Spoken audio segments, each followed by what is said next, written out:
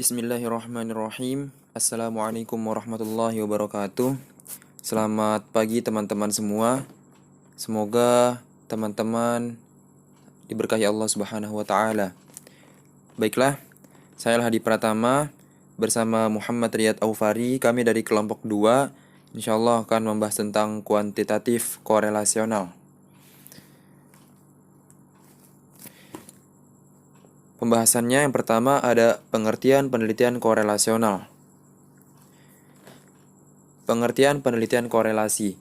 Penelitian korelasi atau korelasional adalah suatu penelitian untuk mengetahui hubungan dan tingkat hubungan antara dua variabel atau lebih tanpa ada upaya untuk memengaruhi variabel tersebut sehingga tidak terdapat manipulasi variabel.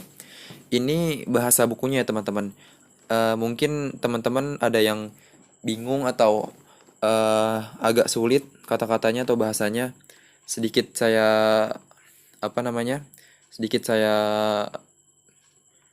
berikan bahasa yang agak mudahnya. Jadi penelitian korelasi itu adalah penelitian yang nggak menggunakan eksperimen di mana peneliti mengukur dua variabel dan menilai hubungan korelasi antara kedua variabel tersebut. Jadi tuh gimana ya? Korelasi maksudnya tuh ukuran sejauh mana dua variabel terkait. Ukuran sejauh mana dua variabel terkait. Jadi nanti ada 3 hasil dari studi korelasional ini. Yang pertama ada korelasi positif. Itu satu variabelnya meningkat, yang lainnya juga meningkat. Contohnya jumlah uang yang dimiliki seseorang itu mungkin berkorelasi positif dengan jumlah mobil yang dimilikinya. Jumlah uang yang dimiliki seseorang itu mungkin berkorelasi positif dengan jumlah properti yang dimilikinya, sawah yang dimilikinya, atau apapun itu. Yang kedua ada korelasi negatif. Itu nanti hasilnya ada, tadi pertama ada positif, yang kedua bisa negatif. Nah, kalau tadi positif kan satu variabelnya meningkat, yang lainnya juga meningkat. Kalau negatif ini bertolak belakang teman-teman. Kalau korelasi negatif ini satu variabel meningkat, nah yang lainnya turun, yang satunya lagi turun. Contohnya apa? Contohnya bisa kayak gini. Semakin tinggi tingkat pendidikan di suatu negara, maka hal itu dapat menurunkan tingkat kejahatan. Jadi satu variabelnya meningkat, semakin tinggi tingkat pendidikan, hal itu dapat menurunkan tingkat kejahatan. Jadi yang satu tinggi, pendidikannya tinggi, yang turunnya itu, variabel yang turunnya itu kejahatannya. Gitu teman-teman. Sampai sini bisa difahami kan? Terus yang selanjutnya, yang ketiga ada korelasi nol.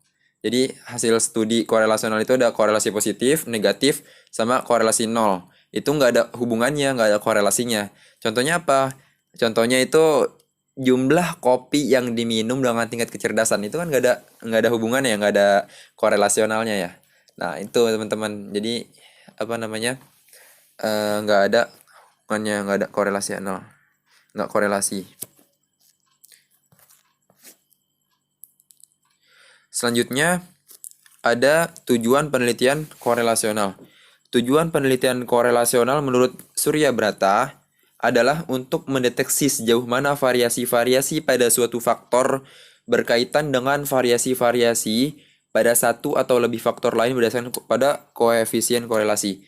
Ciri-ciri penelitian korelasi, penelitian macam ini cocok dilakukan bila variabel-variabel yang diteliti rumit atau nggak dapat diteliti dengan metode eksperimen.